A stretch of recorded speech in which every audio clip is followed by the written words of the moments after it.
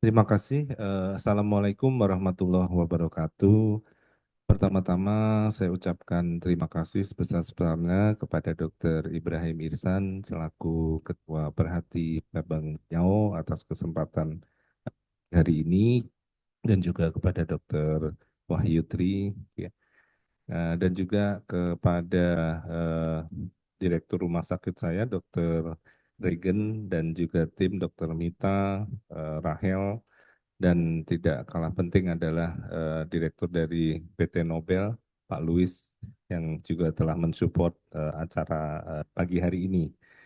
Ya, jadi Bapak Ibu, saya di sini mendapatkan tugas untuk sharing perihal bagaimana mengatasi gangguan pendengaran. Ya, mungkin Bapak Ibu sudah sering dengar gitu ya, atau Bapak Ibu sudah banyak mencari informasi sendiri ya. Tetapi saya mencoba untuk menyampaikan dari sisi yang kadang-kadang kurang dibahas gitu, Bapak Ibu ya. Jadi ada sesuatu yang lain di sana bila mana kita membicarakan masalah gangguan pendengaran ya. Jadi hari ini tidak topiknya urusan implan gitu tidak ya Bapak Ibu, tapi adalah mengatasi gangguan pendengaran. Implan hanya satu saja ya di antara sekian banyak cara untuk memperbaiki fungsi pendengaran. Saya mulai ya. Jadi kalau kita berbicara tentang gangguan pendengaran, sebetulnya tidak kalah penting Bapak Ibu pahami adalah urusan indera tubuh kita, Bapak Ibu. Ya, kita ini sebetulnya manusia ini wujudnya tidak seperti yang kita lihat sama-sama kita lihat di antara kita ini ya. Ini adalah tanah, Bapak Ibu. Ya, badan ini akan kembali ke tanah. Tetapi sebetulnya yang memerlukan komunikasi dengan dunia itu adalah roh Bapak Ibu yang tidak terlihat. Coba deh direnungkan. Apakah yang mendengar itu otak? Bukan Bapak Ibu. Apakah yang melihat itu otak? Bukan. Tapi yang melihat, mendengar, merasakan dinginnya AC, merasakan panasnya matahari adalah roh yang wujudnya tidak kelihatan. Coba Nabi Adam dulu tidak makan buah kuldi, Bapak Ibu. Kita ketemu dalam wujud bukan ini. Betul nggak sih? Ya, ini penting Bapak Ibu. Ini penting sekali. Jadi otak, telinga, ini semua benda tanah saja Bapak Ibu. Tetapi jangan lupa kita makhluk listrik yang wujudnya saya sendiri juga nggak tahu. Ilmuwan di muka bumi tidak tahu wujudnya roh apa. Tapi itu yang perlu berkomunikasi dengan dunia Bapak Ibu. Melalui indera. Ya, kita dikaruniai pendengaran, kita dikaruniai penciuman, kita dikaruniai apa? Pengecap, kita dikaruniai sentuhan, kita dikaruniai penglihatan. Untuk apa? Untuk hidup di dunia. Kalau kita sudah selesai kontrak kita dengan dunia, maka kita tidak perlu yang 5 ini Bapak Ibu. Ya, nanti malaikat berkomunikasi dengan kita bukan dengan ini. Ya, kita perlu ini dikarenakan dunia, Bapak Ibu. AC ini dingin, itu di kulit Bapak Ibu. Tuhan Allah Subhanahu wa taala menciptakan sensor suhu. Sensor suhu itu yang mengubah dinginnya AC jadi informasi listrik sehingga bisa dipahami oleh roh Bapak Ibu. Bapak Ibu berjemur di bawah matahari, panasnya matahari pun akan diterjemahkan kepada listrik. Kalau Bapak Ibu kulitnya mati rasa, mau dibakar seperti apapun tidak akan merasakan panas. Betul? Karena panasnya tidak diubah menjadi listrik yang bisa dipahami oleh kesadaran Bapak Ibu. Kita secara medis nyebutnya kesadaran, Pak. Ya, bukan roh. Kalau roh urusannya sama apa religius gitu, agama gitu ya. Tapi kesadaran, kita tuh punya kesadaran yang tempatnya di mana di otak kita nggak tahu. Tapi otak Bapak Ibu detik ini saat ini mendengar saya, itu penuh dengan aktivitas listrik, Bapak Ibu. Otak itu menghabiskan glukosa atau gula darah paling banyak. Kenapa? Untuk aktivitas listrik, Bapak Ibu. Ya, jadi kita dikaruniai 5 indera ini untuk kita hidup merasakan apa yang ada di dunia. Kemarin waktu COVID saya sempat kena Bapak Ibu, kehilangan penciuman. Itu Masya Allah neraka dunia betul. Saya baru memahami bahwa kita bisa mencium bau daging yang amis itu ternyata suatu nikmat. Bagaimana bisa nasi sama sate kambing baunya sama Bapak Ibu? Itu sangat menyiksa. Kenapa? Karena sensor penciuman saya oleh COVID dibikin offline, dibikin tidak berfungsi sementara. Jadi otak saya tidak mendapatkan informasi penciuman karena nggak ada listrik Bapak Ibu. Untungnya bisa sembuh. Beberapa pasien saya menetap gitu ya. Jadi sekali lagi pendengaran bagian dari indera untuk berkomunikasi dengan dunia. Salah satunya adalah telinga dan sebagian dari prosesnya adalah proses listrik. Sekali lagi Bapak Ibu, proses listrik. Jadi Tuhan menciptakan sensor tekanan di kulit supaya Bapak Ibu bisa merasakan kasar dan halus. Sensor itu mengubah tekanan menjadi listrik yang bisa diterjemahkan oleh kesadaran Bapak Ibu. Ada sensor panas, di mata ada sensor cahaya, ya, di hidung ada sensor penciuman, di lidah ada sensor untuk perasa, ya, semuanya itu untuk mengubah apa yang ada di dunia menjadi informasi listrik. Jadi kalau Bapak Ibu lagi dibius, dagingnya dipotong, tidak akan merasakan sakit. Kenapa? Listriknya tidak mengalir. Ya, jadi obat bius itu adalah mematikan listrik itu supaya sementara jangan mengalir. Kalau pendengaran berarti ada bagian dari organ pendengaran yang berfungsi mengubah suara jadi listrik. Mohon izin saya analogikan dengan mic yang saya pegang ini Bapak Ibu. Kalau mic ini saya matikan, keluar dari mic, di speaker. Untuk supaya suara saya bisa keluar di speaker, perlu mic ini. Mic ini kalau di dalam badan Bapak Ibu adalah namanya rumah siput atau koklea. Jadi koklea rumah siput adalah mic Bapak Ibu. Nanti kita diskusikan lebih lanjut. Tapi Bapak Ibu tahu ya bahwa untuk suara saya bisa keluar di speaker yang besar ini, satu, perlu mic. Yang kedua, perlu amplifier yang tempatnya di mana? Biasanya di pojok gitu ya. Di belakang sana, nah itu Bapak itu yang di belakang itu ya. Perlu preamplifier, amplifier, kemudian kabel nih Bapak Ibu yang menjuntai di lantai. Ya, perlu beberapa alat sehingga speaker ini mengeluarkan suara saya. Ya, ini dicamkan dulu gitu ya. Baiklah. Nah, kabel-kabel speaker ini kan ada colokannya Bapak Ibu. Ada sambungannya.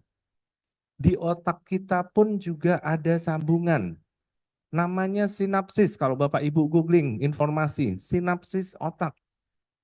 Antara sel otak yang satu dengan sel otak yang lain itu saling berkomunikasi via kabel. Kabelnya namanya dendrit gitu. Ya. Jadi ada kabelnya, fisiknya ada Bapak Ibu. Ini yang digambarkan di layar sebelah kiri ini. Jadi saat ini detik ini di dalam organ otak Bapak Ibu seperti ini ya, kabel-kabel itu penuhi dengan aliran listrik ya untuk komunikasi seperti itu. Kabel ini sinapsis ini sambungan. Sambungan itu bisa nyambung, bisa putus. Ya Bapak Ibu ya, seperti lazimnya kabel sound system ini bisa disambungkan, bisa diputus. Ya. Nah, kalau kita bicara gangguan pendengaran sendiri yang katanya WHO, maaf, katanya WHO ada 430 juta orang dengan gangguan pendengaran dan 34 juta diantaranya adalah anak-anak generasi muda yang masih perlu belajar. Generasi penerus kita, ya, cukup besar. Dan nanti tahun 2050 mungkin akan ada penderita sekitar 700 juta dengan gangguan pendengaran, apapun penyebabnya, ya. Dan 60% diantaranya bisa dicegah.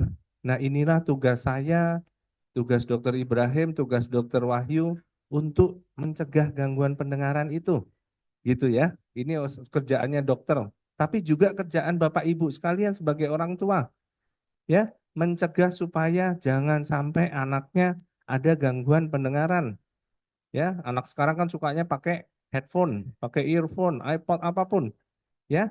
Kita harus ingatkan mereka, ya, itu bisa mengganggu pendengaran. Perihal gangguan pendengaran yang kongenital atau bawaan, nah ini yang sering urusan sama implan koklea, itu jumlahnya 1,5 sampai 3 setiap 1.000 kelahiran hidup. Saya coba-coba hitung, di Indonesia itu, kalau saya tidak salah, ada puluhan ribu kelahiran hidup sebulan. Jadi kalau setahun, bisa dibayangkan Bapak Ibu, sebetulnya begitu banyak anak-anak dengan gangguan pendengaran yang mungkin tidak terdeteksi. Ya, nah, ini saya titip ke Bapak Ibu sekalian, ya, tetangganya, temannya, ya, komunitasnya. Anak tidak akan pernah mengeluhkan gangguan pendengaran, apalagi anak-anak prasekolah. Jadi Bapak Ibu dan teman-temannya yang harus mengidentifikasi apakah ada kemungkinan anaknya mengalami gangguan pendengaran. Tidak akan seorang anak datang kepada orang tuanya, papa, mama, bapak, ibu, aku kupingku nggak dengar. Tidak, sangat jarang.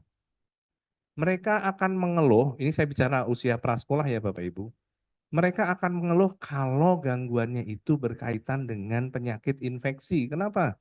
Karena infeksi bikin sakit Bapak Ibu. Jadi dia datangnya adalah dengan keluhan nyeri telinga. Bahkan pada anak yang masih bayi, dia belum bisa ngomong sakit Bapak Ibu, dia hanya megang-megang daun telinga. Ya, jadi titip untuk anak-anak ini bisa sangat tidak terdeteksi. Tidak semua penyakit telinga itu memberikan keluhan sakit. Tidak. Ya, contohnya adalah penyakit telinga yang bikin ada cairan di belakang kendang telinga. Rasanya cuma seperti orang naik pesawat Bapak Ibu. Terjadinya tidak tiba-tiba. Jadi biasanya anaknya tidak merasa ada gangguan. Hanya saja Bapak Ibu kalau panggil tidak terlalu respon, atau kalau sudah bisa nyetel TV sendiri, volumenya biasanya di atas 40%. Itu tanda dari dia ada gangguan pendengaran. Ya, titip itu Bapak Ibu. Nah, ini dia cerita. Ya, jadi kita di dalam rumah siput itu ada yang namanya sel rambut Bapak Ibu. Ya, jadi suara itu berwujud di dunia ini sebagai getaran. Ya, suara itu adalah getaran, getaran udara, Bapak Ibu. Ya, kalau saya tepuk, ya, itu udara di sekitarnya bergetar dan akan merambat. Getaran itu oleh sel rambut ini diubah jadi listrik, Bapak Ibu. Kalau tidak diubah jadi listrik, maka roh orang ini nggak akan mengerti suara itu. Jadi syarat nomor satu adalah diubah jadi listrik dulu. Jadi mendengar itu untuk otak, bukan Bapak Ibu. Mendengar itu untuk telinga, bukan. Siapa yang mendengar Bapak Ibu? Rohnya si orang ini. Masalahnya wujudnya dia bukan tanah. Ya, wujudnya adalah listrik. Makanya Tuhan menciptakan manusia semuanya fungsinya adalah fungsi listrik Bapak Ibu. Kita ini makhluk listrik sebetulnya. Tidak ada listrik kita lumpuh Bapak Ibu. Ya, itu jangan lupa. Kemudian nanti setelah listrik ini setelah rumah siput mengubah suara jadi listrik, listrik ini akan dipahami oleh kesadaran. Saya sebutnya kesadaran. Kalau saya sebut roh terus nanti dikira saya mau ceramah tentang enggak ya, kesadaran dari orang itu. Jelas ya Bapak Ibu. Ini penting. Kenapa? Obatnya berbeda. Singkat kata nanti lebih jelasnya ada lagi ya. Kalau suaranya tidak sampai, obatnya pengeras suara. Tapi kalau sel rambutnya sudah tidak ada Bapak Ibu, mau teriak seperti apapun, mau dikeraskan seperti apapun, tidak sampai menjadi listrik. Ya, jadi intinya memperbaiki fungsi pendengaran itu cuma dua Bapak Ibu. Alatnya macam-macam, jangan bikin pusing. Cuma dua, keraskan suaranya kalau sensor sel rambut ini masih cukup baik.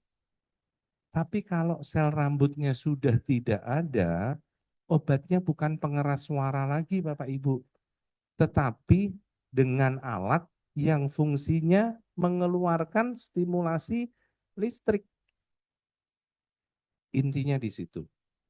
Ini mic kalau rusak Bapak Ibu, saya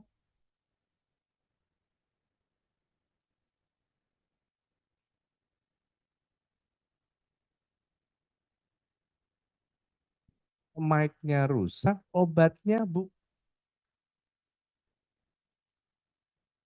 Jadi obatnya apa Bapak Ibu kalau mic ini rusak? Ganti mic,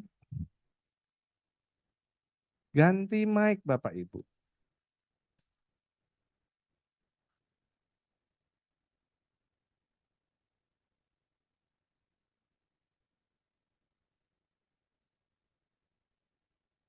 Kalau supaya suara saya keluar di speaker depan ini, kalau mic-nya rusak, obatnya cuma satu, ganti mic. Jelas ya Bapak Ibu, bukan saya berteriak. Oke. Nah, jadi memperbaiki gangguan pendengaran itu bagaimana? Kami dokter THT mengidentifikasi ada kelainan fisik enggak? Enggak selalu semuanya penyakit Bapak Ibu. Ada karena liang telinganya tidak ada. Nah itu suara nggak bisa ketemu sama rumah siput. Kenapa? Liang telinganya tersumbat. Ya, atau bisa juga memang ada penyakit. Entah itu penyakit di kulit liang telinga, kendang telinga berlubang, belakang kendang telinga ada ingus, apa istilah awamnya congek lah, ada istilah bahasa Inggrisnya swimmer's ears atau otitis eksterna, macam-macam Bapak Ibu. Prinsipnya suara terhalangi untuk bertemu dengan rumah siput. Tugas kami apa? Membereskan penyakitnya dulu. Caranya bagaimana? Bisa dengan obat saja sembuh. Bisa harus dioperasi tambal kendang telinganya atau dibersihkan dengan pengeboran apapun itu. Insya Allah sembuh. Bahkan untuk penyakit-penyakit tumor ganas dengan radiasi. Alhamdulillah pasien-pasien bisa sembuh. Gitu ya. Tetapi kalau penyakit sudah disembuhkan, belum tentu pendengarannya kembali. Jadi nomor satu tugas kami ngobatin penyakit. Penyakit itu kalau tidak diobatin, tidak segera dihentikan bisa berbahaya. Jadi nomor satu penyakit harus sembuh dulu. Setelah sembuh, pertanyaan berikutnya, gangguan pendengarannya masih ada apa enggak? Nah, kalau pendengarannya gangguan masih ada, kita pilihkan alat bantu, Bapak Ibu. Ya, kita pilihkan alat bantu. Nanti saya jelaskan ke Bapak Ibu alat bantunya bagaimana, yang mana. Ya, itu nanti kita sampaikan. Ya, jadi intinya dua ini, menghilangkan penyakit dan memperbaiki fungsi pendengaran. Nah, ini grafik penting sekali. Kalau Bapak Ibu mau foto, foto grafik ini. Ya, kenapa grafik ini bukan grafik punya dokter THT? Sama sekali bukan. Ya, jadi kalau dilihat di bawah ini ya, ini adalah angka-angka usia. Mulai dari pembuahan sel telur di sini Bapak Ibu lahir sampai di ujung paling kanan kita meninggal. Ya, kalau Bapak Ibu lihat ya, pendengaran dan penglihatan sudah Tuhan aktifkan pada waktu kita masih di dalam kandungan. Kenapa? Ilmu mengatakan demikian. Tetapi nyerempet-nyerempet sedikit tentang ajaran agama, roh itu ditiupkan 120 hari Bapak Ibu. 120 hari berapa? 4 bulan. Jadi dia mulai masuk ada di sini Bapak Ibu. Di angka -5 ini. Tidak lama setelah itu, listrik semua organ yang fungsinya tadi, sensor untuk listrik, itu akan diaktifkan Bapak Ibu. Bayi yang masih ada di dalam kandungan sudah bisa mendengarkan suara. Bapak Ibu yakin itu ya? Makanya kalau lagi hamil jangan berantem. Jangan disetelkan suara-suara yang bikin takut. Ya, itu betul adanya. Ilmunya ada Bapak Ibu. Jadi diaktifkan, Tuhan saja mengaktifkan pendengaran dan penglihatan sebelum anak itu lahir Bapak Ibu. Mengapa? Supaya listriknya hidup dari awal. Artinya apa? Waktu Bapak Ibu, waktu. Yang menciptakan pendengaran saja mengaktifkan listrik itu seawal mungkin, tidak nunggu lahir Bapak Ibu. Jadi saya hari ini jadi takut kalau ditanya pasien, dok, anak saya mesti pendengarannya dikembalikan kapan? Secepatnya Bapak Ibu. Karena kalau saya bilang, nanti aja lah nabung dulu. Saya takut nanti saya di akhirat ditanya Bapak Ibu. Karim, ilmu dari mana gitu? Lah aku saja mengaktifkan dari dia masih di kandungan, kok kamu bilang nanti 5 tahun lagi? Jelas Bapak Ibu, Tuhan menciptakan pendengaran kita, mengaktifkannya sudah dari kandungan. Ilmunya yang bertanya-tanya, kenapa? Nanti ada penjelasannya Bapak Ibu. Ya, sambungan kabel tadi, kalau dianggurin Bapak Ibu, tidak dipakai, tidak dialiri listrik, Tuhan menciptakan sel otak yang tugasnya memutuskan kabel itu. Ya, jadi fungsi listrik badan Bapak Ibu ada umur. Ya. Orang tua yang rajin ngitung, rajin arisan, rajin ngisi TTS, dia tidak akan pikun Bapak Ibu. Betul nggak? Tapi kalau kerjaannya duduk, bengong, jangan-jangan umur 70 sudah pikun. Jadi listrik otak itu digunakan atau tidak? Itu penting Bapak Ibu. Kalau dianggurin, Tuhan sudah ciptakan sel di dalam otak Bapak Ibu, sel ini hidup, itu sel yang biasa jadi kanker Bapak Ibu. Sel itu yang biasa jadi kanker otak. Dia yang ternyata tugasnya memutuskan kabel itu kalau kabel itu tidak dipakai. Jadi Bapak Ibu bisa lihat ternyata puncak perkembangan pendengaran dan penglihatan itu ada di usia 3 bulan Bapak Ibu sejak lahir. Jadi saya kalau ditanya, dok, anakku sudah usia 4 tahun, terlambat nggak ya dok? Saya menjawabnya dari grafik ini Bapak Ibu. Ya, tetapi di sana ada proses namanya mielinisasi. Mielinisasi itu otak berproses membuat kabel itu Bapak Ibu. Selubungnya itu dibikin. Itu mielinisasi. Jadi kalau anaknya datang umur setahun atau kurang, Dokter Semiramis mendeteksi, oh ini ada gangguan. Kita tidak buru-buru mengambil kesimpulan, Bapak Ibu. Kenapa? Jangan-jangan masih ada proses pematangan.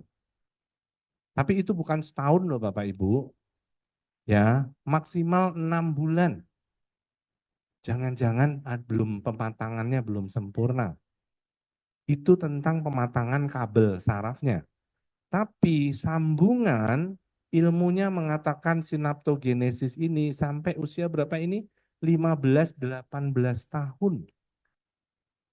Di sini makanya saya kasih tambahan keterangan terlambat. Jadi kalau pendengaran nih kalau saya bicara pendengaran adalah listriknya ya Bapak Ibu. Listrik otak pendengaran tidak dikembalikan sama sekali di usia 15 tahun, saya boleh menyampaikan sudah terlambat. Ya, karena ilmunya mengatakan sinaptogenesis adalah pembuat sambungan kabel yang baru berakhir di usia kira-kira 15 sampai 18 tahun. Bukti di lapangan, rekomendasinya bahkan lebih awal dari itu, yaitu usia 7 tahun Bapak Ibu. Jadi adik-adik kita yang gangguan pendengarannya derajat sangat berat, di atas 90 desibel, tidak diberi alat bantu, saya boleh menyampaikan lampu merah ada di usia 7 tahun. Kita bicara tentang listrik ya Bapak Ibu. Listrik otak pendengaran. Selanjutnya. Nah, Tuhan Maha Besar Bapak Ibu. Ya, bagian otak yang tidak dipakai listriknya itu bukannya kemudian menjadi menciut atrofi, tidak sama sekali. Tuhan Maha Besar Bapak Ibu, ya. Kalau bagian otak tidak dipakai, maka Tuhan akan serahkan kepada indera yang lain. Kalau Tuhan tidak punya cara itu, maka orang buta tidak akan pernah bisa hidup, Bapak Ibu. Tapi orang buta bisa menggunakan sensor tekanan di jari dia untuk membaca huruf Braille. Itu kerja otak, Bapak Ibu. Ya, pianis penyanyi Putri Aryani begitu hebatnya bernyanyi. Kenapa?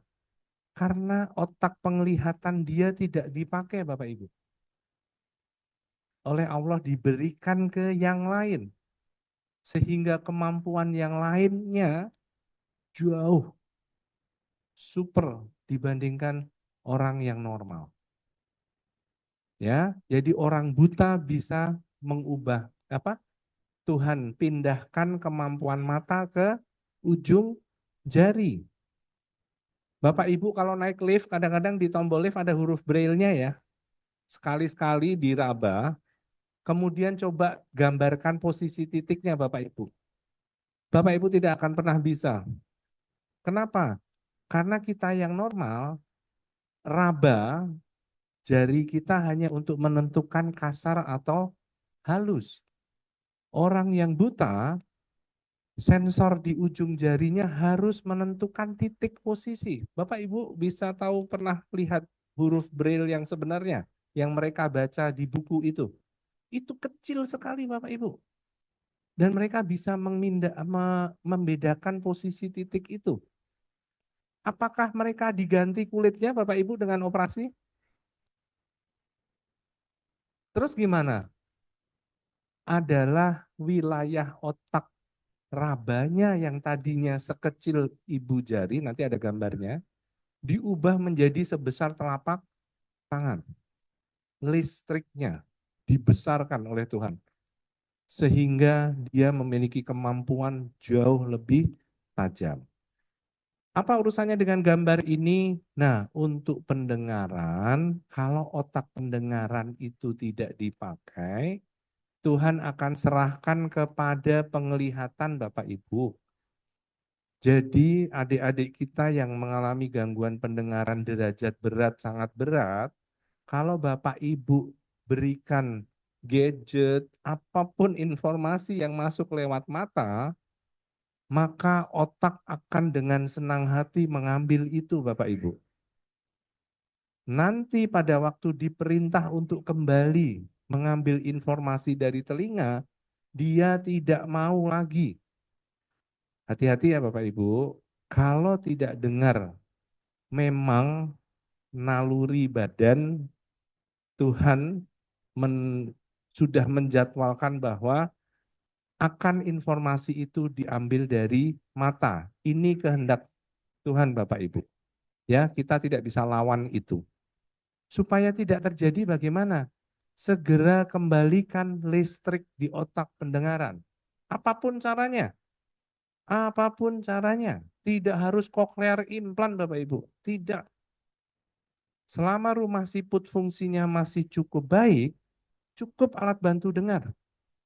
Yang penting listrik otak pendengaran segera dipulihkan.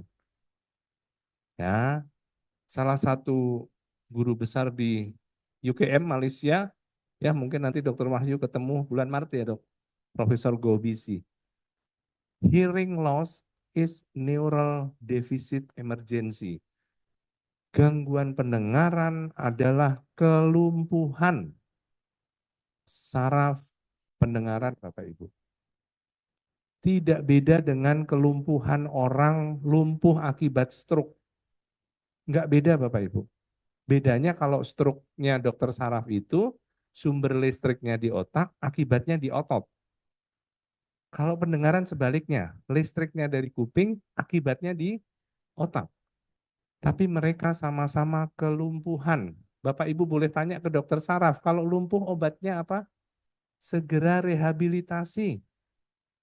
Jangan ditunda. Kalau ditunda, lumpuh terus dia nanti. Ini ilmunya bukan punya dokter THT Bapak Ibu, tetapi punya dokter saraf. Ya. Nah, penelitian lain juga sudah membuktikan bahwa kalau otak pendengaran tidak dipakai, itu memang betul dipakai untuk baca bibir Bapak Ibu. Ya, Tuhan sudah menciptakan, sudah menentukan sebelum kita diturunkan di dunia, suatu hari akan ada orang yang gangguan pendengaran sehingga dia sudah takdirkan ini sudah dari dulu Bapak Ibu. Kalau tidak dengar, dulu kan belum ada cochlear implant ya Bapak Ibu.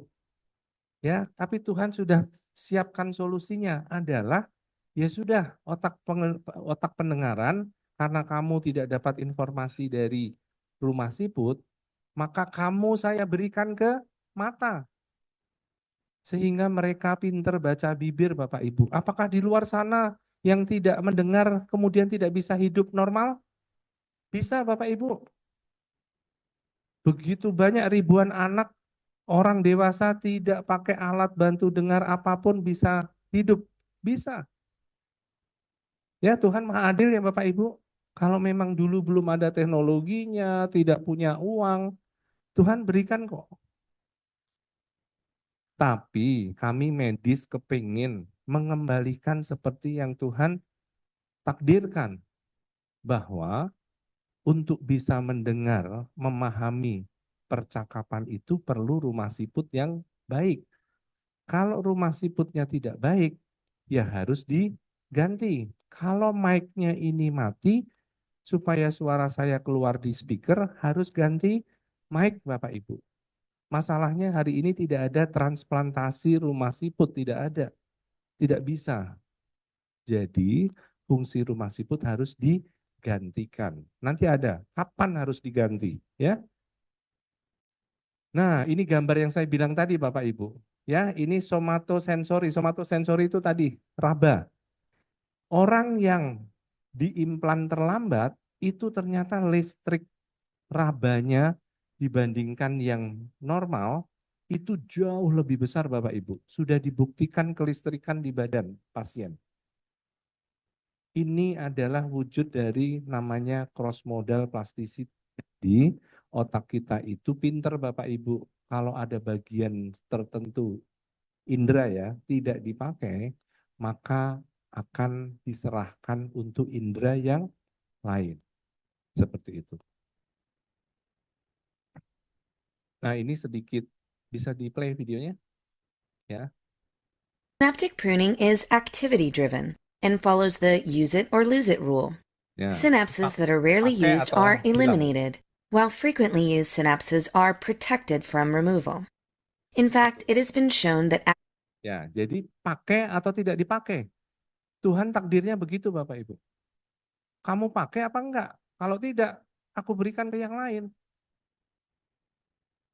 Ya, ini takdir Bapak Ibu. Nggak bisa saya stop. Nggak bisa saya stop. Kalau digunakan terus, ada zat di dalam otak, glutamat namanya, menjaga listrik itu tetap ngalir Bapak Ibu. Tapi kalau tidak, silahkan lanjut. Kalau tidak dipakai ya.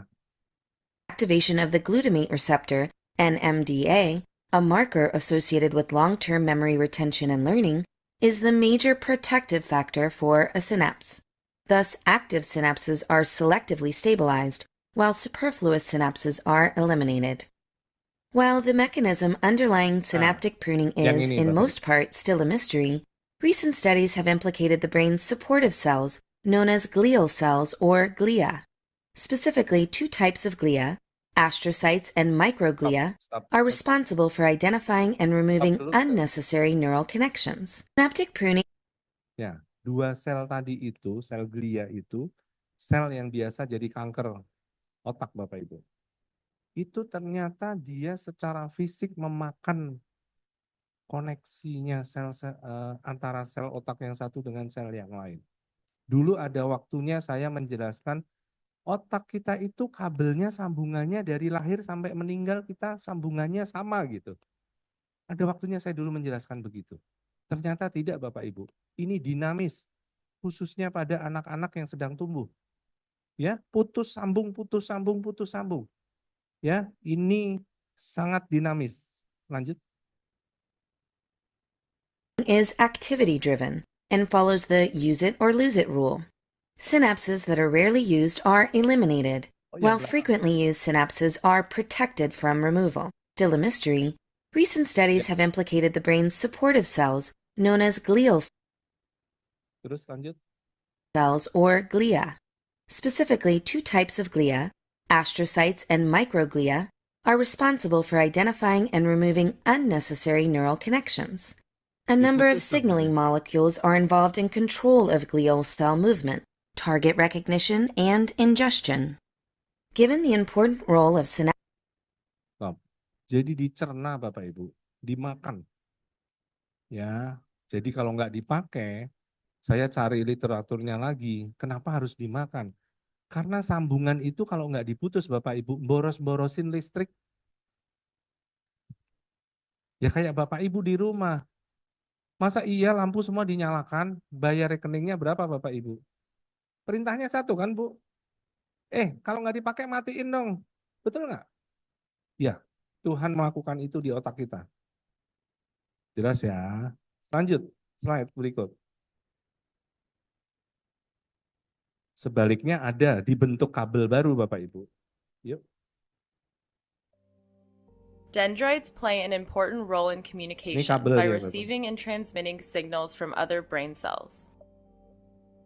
Dia Dendrites tumbuh. grow as cells adapt and respond to new information. Nah, beradaptasi terhadap Patterns vary informasi yang between baru. cells, but most dendrites grow 4 to 5 branches at a time. Nanti A keluar growth cone at the tonjolan-tonjolan. tip of the dendrite expands when calcium is released and is trimmed back as the cell matures. Once spines have grown on the newly formed dendrite, axons from neighboring cells branch and tumbuh, Bapak, synapse Ibu. with the spines. Menyambut. Growth of dendrites occurs across the lifespan, but tends to decrease with age. Stop. Ini yang menjelaskan kenapa pasien yang saya implan hari ini besok pagi tidak langsung mendengar. Ada pasien saya implan umur 2 tahun bersama Prof. Ratna, 1,5 tahun tidak ada respon Bapak Ibu. Ibunya sampai saking stresnya tiap pagi bangun tidur pakai kaleng sama sendok. Dipukulin di belakang alat implannya. Respon sama sekali tidak. Tapi tiba-tiba, kata ibunya, sore itu Dok, belum respon sama sekali. Besok pagi, tiba-tiba saya panggil dia nengok. Saya tadinya nggak percaya. Buat kami yang dengar, kami membayangkan pemulihannya itu bertahap Bapak Ibu. tidak dengar, sedikit dengar, lebih banyak dengar, setengah dengar, makin dengar, gitu kan? Tidak Bapak Ibu. Sore itu tidak terjadi apa-apa, besok paginya berespon. Penjelasannya apa? Penjelasannya ini semua. Jadi ini memang nyambungnya seperti sambungan kabel Bapak Ibu. Colokin dia ngalir, langsung dia berespon Bapak Ibu. Tapi kalau Bapak Ibu tanya, dok kok ini sudah lama ya dok? Saya tidak bisa melihat ini dan saya tidak bisa memanipulasi pertumbuhan ini Bapak Ibu. Tiap anak beda-beda, tiap individu beda-beda. Ada yang baru saya implan hari ini, bulan depan sudah imitasi Bapak Ibu. Ini apa nak? Hidung. Baru sebulan Bapak Ibu. Jadi kenapa? Karena perkembangan otak dia bagus sekali. Sehingga responnya sangat cepat. Tapi ada juga sudah diimplan perkembangannya lambat sekali. Jelas ya Bapak Ibu? Slide. Lanjut. Dendrites play Lanjut. Slide berikut. Nah, berikutnya ya. Kita dikaruniai Tuhan 2 telinga Bapak Ibu. Apa harus dikembalikan dua-duanya kalau salah satu terganggu? Atau kita bisa mengatakan, udahlah Pak, kan masih ada satu. Kenapa harus dua-duanya dikembalikan? Ya, Tuhan menciptakan 2 telinga untuk 3 ini Bapak Ibu. Saya mulai dari yang paling bawah dulu. Amplifikasi. Jadi dengan 2 telinga Bapak Ibu punya digital. Kalau di kamera Bapak Ibu digital zoom. Zoom itu ada 2 kan kalau kamera, handphone tuh. Ada optical zoom, itu zoom yang sebenarnya, sama digital zoom. Ternyata pendengaran kita juga punya ya digital amplification. Jadi menguatkan kanan dan kiri informasi dikuatkan. Ya. Yang kedua menentukan lokasi sumber bunyi, ini juga tidak penting-penting amat gitu Bapak Ibu. Tapi yang utama adalah yang tengah ini, meredam bising. Bapak Ibu mungkin ada yang tahu headphone yang ada noise cancelling-nya, yang dipakai kalau kita naik pesawat, Bapak Ibu pakai headphone yang ada noise cancelling diaktifkan, suara mesin pesawat hilang Bapak Ibu. Yang terdengar betul-betul suara film atau musik yang kita dengar. Bapak Ibu perhatikan, handphone yang Bapak Ibu pegang punya 2 mic Bapak Ibu. Punya 2 mic. Satu di atas, satu di bawah. Buat apa? Buat noise cancelling Bapak Ibu. Handphone zaman dulu, kalau Bapak Ibu pakai telepon di mall, di tengah keramaian, suara keramaian itu masuk ke kuping. Sehingga Bapak Ibu bingung antara dengerin suara orang yang ngomong sama suara bisingnya. Sehingga mereka membuat alat yang baru, semua mic-nya ada 2. Bahkan yang terakhir saya dengar mereka bikin ada 3 Bapak Ibu, mic-nya. Untuk apa? Noise cancelling yang makin bagus. Jadi pendengaran 2 telinga sangat penting Bapak Ibu. Kalau satu telinga bisa dengar, bisa. Memahami percakapan bisa. Tapi begitu di tempat bising, kelimpungan dia Bapak Ibu. Pertanyaan terakhir, dunia di luar sana itu penuh bising atau sunyi dari bising Bapak Ibu? Jelas ya. Jadi bisa nggak satu telinga? Bisa sekali Bapak Ibu.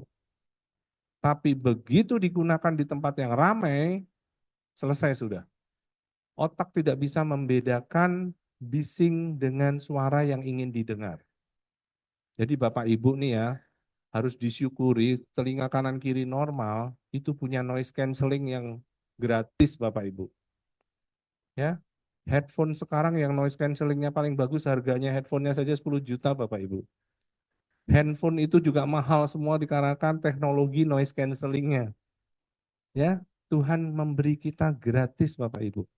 Bapak Ibu lagi di restoran, lagi di mall, diajak ngobrol nyambung Bapak Ibu. Kenapa? Noise cancelling. Ya, jadi peredam bising. Nah, pendengaran stereo itu ternyata juga ada umurnya Bapak Ibu. Ini pendek kata begitu sudah diteliti sama orang Jerman. Ya, jadi kalau saya hari ini kehilangan satu telinga, didiamkan lama-lama kira-kira 5 tahun, 3 tahun, 5 tahun, kuping yang tuli ini saya kembalikan dengan implan koklea, pendengaran stereonya sudah tidak kembali lagi. Ya, stereo juga ada umurnya. Kok jadi semua pakai umur ya? Iyalah kita makhluk hidup Bapak Ibu. Listrik punya Tuhan itu ada umurnya. Tidak dipakai, ya beliau dia ambil. Kalau dipakai, dia berikan gitu. Ya, jadi kalau nggak dipakai ya diambil Bapak Ibu, ya gitu. Nah, metodenya tadi ya, ada pengeras suara, ada stimulasi listrik.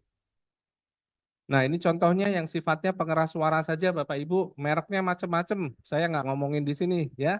Alat bantu dengar konvensional, dia pengeras suara. Kadang-kadang karena liang telinganya basah, karena congek, karena ada tumornya atau karena sempit, tertutup, tidak bisa dimasuki selang yang menghantarkan suara. Sehingga ada teknologi yang namanya bone conduction atau hantaran tulang. Ya, ini dipakai tidak nutupin liang telinga, getaran suaranya langsung menggetarkan rumah siput gitu ya. Kemudian ada juga hantaran tulang tapi dipasang dengan operasi Bapak Ibu. Bedanya dengan ini apa? Ya, kalau ini alatnya ada di luar badan, dipasang tidak pakai operasi, menggetarkan tulangnya masih harus bertemu dengan kulit. Kalau saya yang gemuk begini, kulit saya tebal, maka kulit yang tebal menjadi peredam suara sehingga suaranya tidak sempurna. Ya, kalau yang ini lahir teknologi ini kenapa? Untuk menghilangkan peredaman kulit tadi. Jadi tulang tengkorak langsung digetarkan. Suaranya lebih sempurna. Kemudian ini yang model lain lagi ya. Teknologinya ada Bapak Ibu ya. Kemudian yang terakhir ini adalah yang digetarkan tulang pendengaran. Dia bisa menjangkau sampai kerusakan rumah siput 65 desibel. Kalau yang tadi itu maksimal fungsi rumah siput rusak di 40 desibel. Ini bisa sampai 65 desibel. Nah, selanjutnya kalau rumah siput fungsinya di atas 65 desibel, secara teori medis saat ini obatnya adalah implan stimulator listrik Bapak Ibu. Ya, jadi ini implannya macam-macam Bapak Ibu, ada implan koklea, ada implan batang otak ya, ada juga implan midbrain atau otak bagian atas gitu ya, atau batang otak bagian atas seperti itu. Ya, ini semua adalah stimulator listrik. Jadi alat-alat inilah yang menggantikan mic tadi, ya. Nah, jadi sebetulnya tugas kami dokter THT itu memilihkan alat bantu itu berdasarkan pemeriksaan pendengaran Bapak Ibu. Ya, ini batas hijau normal itu sampai 25 desibel. Kemudian di atas 25 desibel itu sudah masuk ke dalam kategori gangguan pendengaran. Ya, 26 desibel sampai 65 obatnya adalah amplifikasi suara. Apapun alatnya Bapak Ibu, ada ini, ada ini, ada ini, ada ini, 4 macam. 1, 2, 3, 4 boleh diterapkan. Ya. Kemudian kalau di atas 65, secara teori jumlah sel rambut yang ada di rumah siput tidak cukup untuk memberikan informasi, persepsi, wicara secara lengkap. Saya ingin sampaikan Bapak Ibu ya, kalau medis berbicara memperbaiki pendengaran atau medis mengatakan mendengar, itu bukan mendengar dibantu baca bibir ya Bapak Ibu. Jadi seperti Bapak Ibu yang pendengarannya normal, namanya mendengar adalah tutup mata, murni dari suara, mengerti semua yang didengar. Tidak pakai baca bibir sedikit pun, tidak pakai mata sedikit pun. Kenapa? karena saya tidak mau kok Dokter Harim menampilkan 65 desibel sudah masuk kategori stimulasi listrik. Karena kalau lebih dari 65 harus dibantu baca bibir, pasti Bapak Ibu. Ilmunya mengatakan demikian. Pernah saya rapat dengan tadi yang menulis jurnal itu, meeting saya bilang, Prof, saya biasanya menganjurkan implan koklea kalau di atas 90 desibel. Beliau sangat-sangat marah. No, no, no, no, no, don't say that to your patient. Why? Kenapa? Di atas 70 itu sudah nggak bisa. Oh, oke. Jelas ya Bapak Ibu. Kalau Bapak Ibu second opinion, nggak usah jauh-jauh ke Singapura, ke Malaysia. Ini patokannya. Sekali lagi, mendengar bukan dibantu baca bibir ya Bapak Ibu. Ini sering salah kaprah. Gitu ya. Ada pernah di dalam acara seperti ini, seorang ayah testimoni. Anak saya pendengarannya 100 desibel, sudah memakai alat bantu dengar biasa selama 10 tahun, 20 tahun lebih. Hari ini sudah menjadi insinyur. Jadi Bapak Ibu tidak perlu cochlear implant, cukup alat bantu gitu kan. Saya tunggu, setelah selesai saya cuma minta satu, Pak, coba Bapak mengucapkan kata 3 dari arah belakang, anaknya suruh tutup mata, anak Bapak bisa mengerti kata-kata yang biasa diucapkan itu enggak. Contohnya sebut aja piring, mobil, apa yang sering disebut gitu ya Bapak. Jawaban ayahnya adalah, Dok nggak bisa begitu. Komunikasi dengan anak saya harus hadap muka. Nah ini ya. Jadi dia komunikasinya menggunakan baca bibir, tapi ditunjukkan seakan-akan bisa dilakukan dengan alat bantu dengar. Gitu, Pak. Jadi secara ilmunya ya gitu, di atas 70 desibel, rumah siput sudah tidak cukup untuk memberikan informasi yang rinci kepada otak. Saya sering menganalogikannya dengan piano Bapak Ibu. Kalau touch piano itu 70 desibel lebih kurang sudah tinggal 30-40%. Piano itu kalau dimainkan tidak bisa lagi membentuk lagu Bapak Ibu. Bisa mengeluarkan bunyi nggak? Bisa. Piano itu masih bisa mengeluarkan bunyi. Tetapi bunyi yang ditimbulkan tidak bisa lagi dikenali menjadi sebuah lagu. Nah ini ya, jadi mendengar itu memahami percakapan Bapak Ibu. Bukan identifikasi suara, ada suara atau tidak. Ya, jadi kami memilihkan alat berdasarkan aturan ini. Ya, jadi kalau masih antara 26 sampai 25 pilihannya adalah ini. Mereka ini adalah alat-alat yang berfungsi sebagai pengeras suara. Tapi begitu masuk di atas 65, kami akan jauh lebih hati-hati. Kita akan lihat responnya, apakah masih bisa mengenali semua konsonan, apakah masih bisa mengenali semua suara. Saya pernah ada satu pasien, saya pasang implan koklea dengan fungsi pendengaran 70 desibel tanpa alat bantu, jadi modal aslinya 70 desibel. Saya pasang implan karena orang tuanya minta satu. Dok, anak saya mau sekolah ke Amerika. Saya sudah konsul ke Amerika. Anak saya bisa bicara normal dengan alat bantu dengar, tapi dia tidak bisa mendengar hanya satu konsonan, Bapak Ibu. Hanya satu konsonan. Dokter di Amerika mengatakan implan. Saya kerjakan implan dan alhamdulillah setelah itu bukan satu lagi tapi 0 Bapak Ibu. Hari ini dia sekolah di Amerika. Ya, jadi kita berbicara pendengaran juga tidak ada begini Pak. Udahlah Pak, udah bagus 90% kan? Cukup 90%. Tidak Bapak Ibu.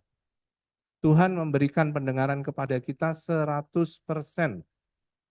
Jadi secara medis kita berbicara 100% tanpa baca bibir. Seperti Bapak Ibu memahami apa yang saya ucapkan hari ini, meskipun Bapak Ibu menutupkan mata. Ya Bapak Ibu, gitu. Jadi kita medis targetnya adalah 100%. Kenapa? Saya pernah berdiskusi dengan beberapa guru besar di luar, satu konsonan kan nggak apa-apa, Prof. Itu kan sedikit sekali. Harim, satu konsonan itu ada di dalam berapa kata? Gitu. Satu konsonan itu ada di dalam berapa kata? Beberapa kata itu nanti akan ada di dalam beratus kalimat. Jadi nanti pada waktu dia bekerja, hidup dalam kehidupan sehari-hari, dia akan mengalami ketimpangan dalam pemahaman persepsi. Bapak Ibu tahu kan, orang lamar kerja pakai apa gitu. Yang ada nggak diterima Bapak Ibu.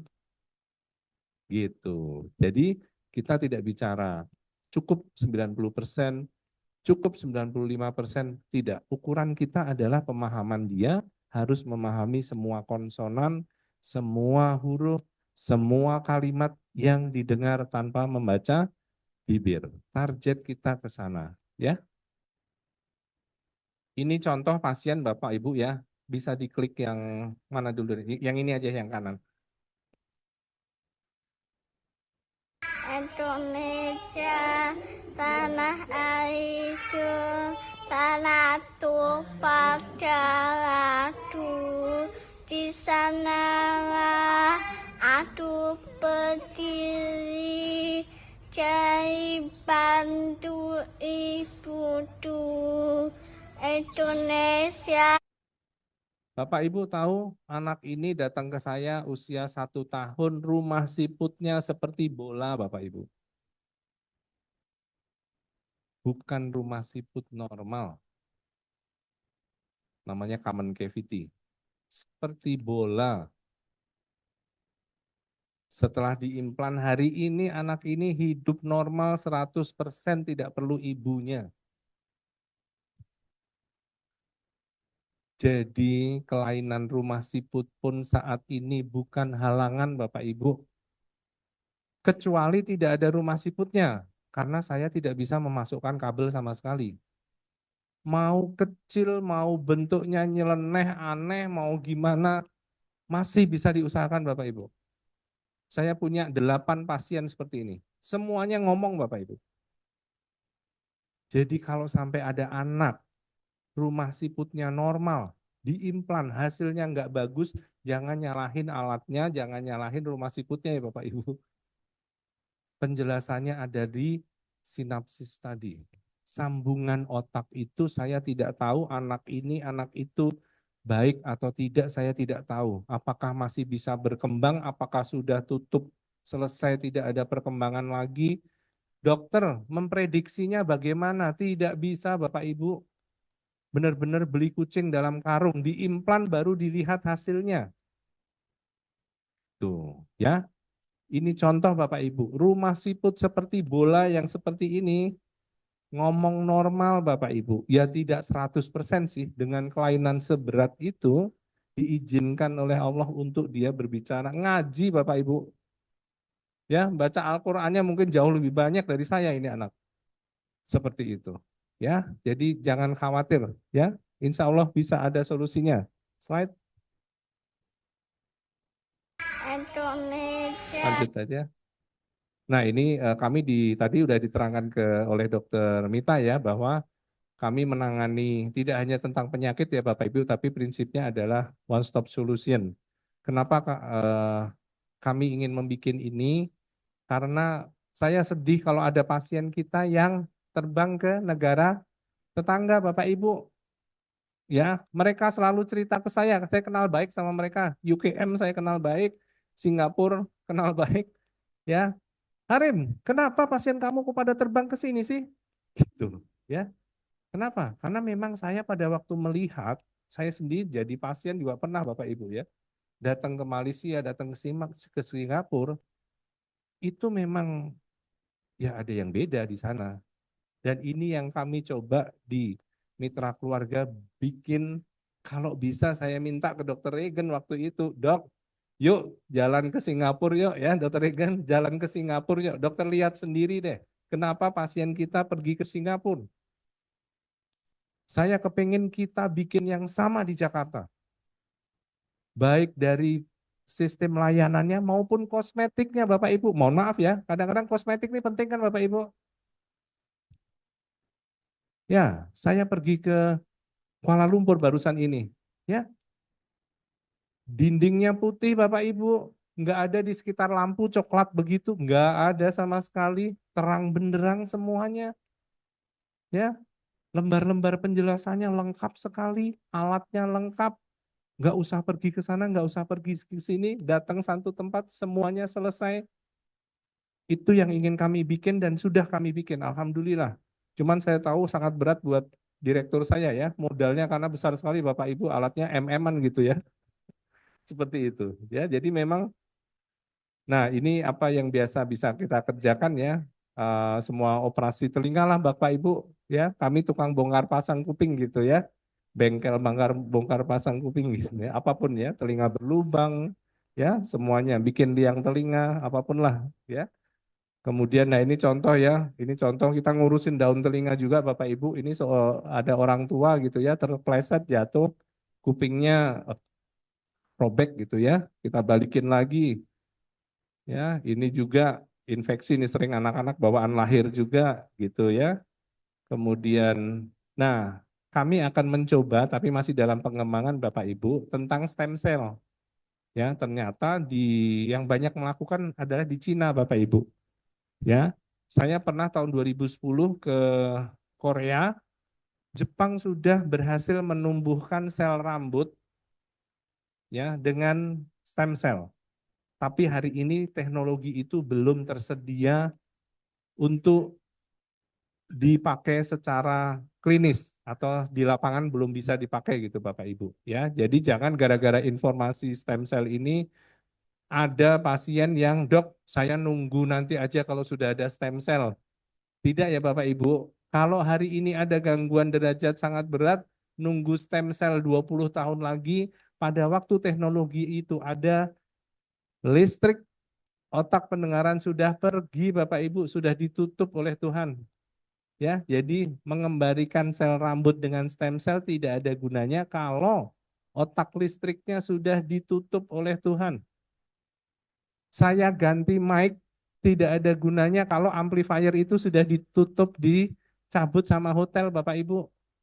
Betul nggak? Ya, jadi saya nunggu-nunggu nih Bapak Ibu mic, ya nggak diganti-ganti, acaranya selesai jam 2 nanti gitu kan Bapak Ibu. Terus saya mic-nya baru datang nanti jam 6 sore. Bapak Ibu sudah nggak ada, ya amplifier di belakang sudah ditutup. Jelas ya. Jadi ini nanti rezekinya anak-anak yang lahir dengan gangguan pendengaran mungkin 20-30 tahun lagi. Mungkin saya juga sudah tidak ada Bapak Ibu gitu ya. Jadi ini nanti ya, tapi kami mau mencoba memulai ini ya. Ini stem cell. Jadi ada memang secara teori sudah dibuktikan bisa menumbuhkan kembali sel rambut. Tapi jangan salah menginterpretasikan ucapan saya hari ini dengan stem cell. Ya, jangan dibawa kemana-mana Bapak Ibu. Cukup di ruangan ini saja sekedar pengetahuan. Setelah itu ditutup ya Bapak Ibu. Ini belum ada, ya, tidak bisa dipraktekkan. Nah, tentang operasi implan itu sering pasien bayangin ini Bapak Ibu. Ya, dibor anak saya disakiti gitu ya. Sering ibunya marah gitu ya, tanyanya, dok anak saya diapain? Ini nanti dia kesakitan loh dok, gitu. Dok kayak mau disiksa gitu ya. Tidak Bapak Ibu. Operasi implan koklea tidak lebih berbahaya daripada operasi amandel Bapak Ibu.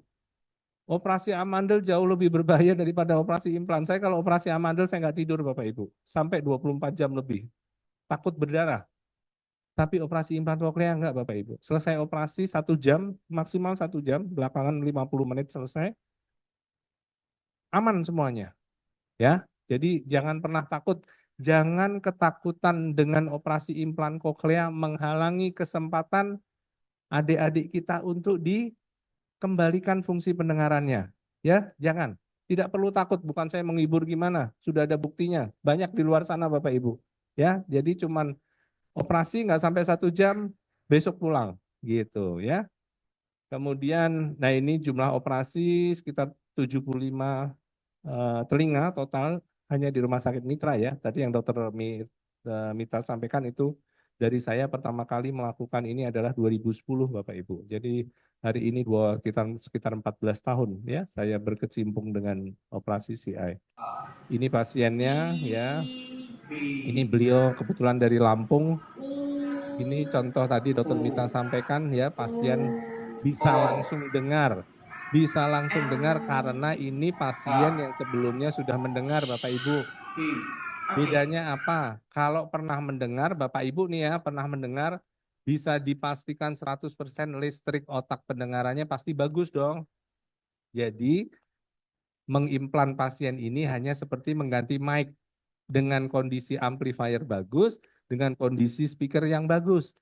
Tapi kalau saya memasang implan pada adik-adik yang lahir tidak punya fungsi pendengaran, yang saya tidak tahu apakah kabel ke speakernya bagus atau tidak, amplifiernya bagus atau tidak, saya tidak bisa prediksi itu Bapak Ibu. Ya, jadi bedanya itu. Ini pasien langsung dengar, ya. Kemudian ini pasien presbyakusis karena faktor usia, ya.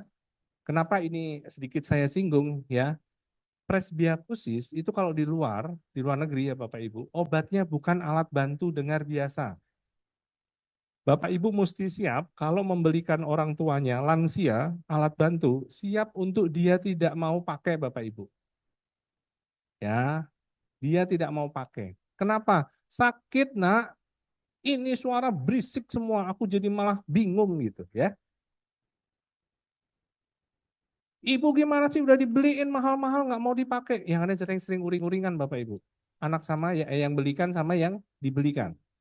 Kenapa? Orang tua itu punya fenomena namanya rekrutmen Bapak Ibu. Rekrutmen itu apa?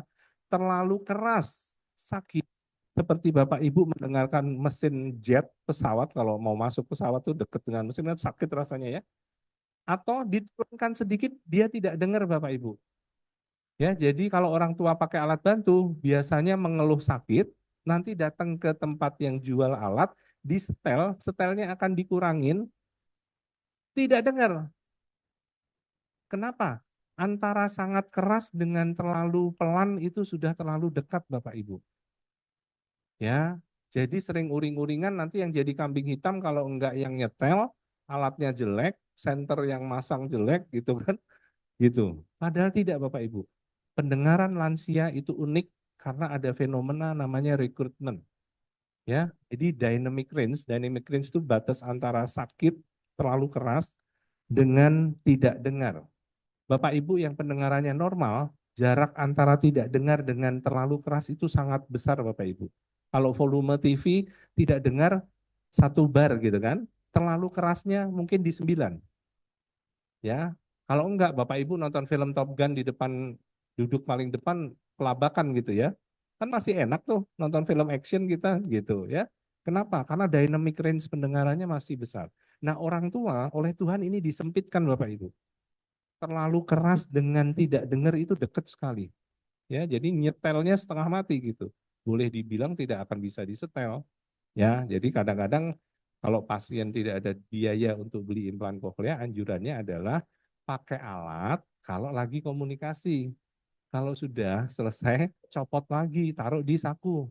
Ya, obatnya cuma itu Bapak Ibu. Karena kalau dia disuruh pakai terus, neraka, sakit pendengarannya. Kalau Ibu Bapak mau merasakan ya tadi, TV dibesarkan, volume 8, mohon telinganya tempelkan ke TV. Itu yang mereka rasakan. Ya, sakit gitu. Babi.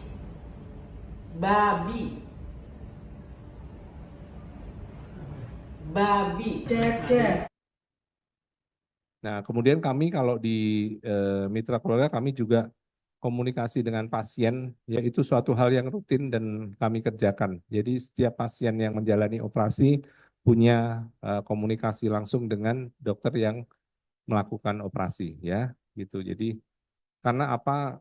Segala sesuatu masalah medis setelah operasi itu bisa timbul sewaktu-waktu Bapak Ibu, ya. Kadang-kadang terjadi masalah hanya karena kesulitan komunikasi antara pasien dengan dokternya, ya. Ini adalah fasilitas kami, tadi sudah dijelaskan Dr. Mita, saya tidak akan ulang. Nah, ini kami ke Singapura ya, kita kerjasama. Nanti pada waktu pembukaan minggu depan, 2 orang konsultan dari Singapore General Hospital akan hadir ya. Untuk apa? Saya paling sedih kalau ada pasien selingkuh ke Singapura gitu ya. Kadang diem-diem ya. Dok, dokter keberatan nggak kalau saya ke Singapura? Ya, nggak perlu begitu lagi. Kita buka.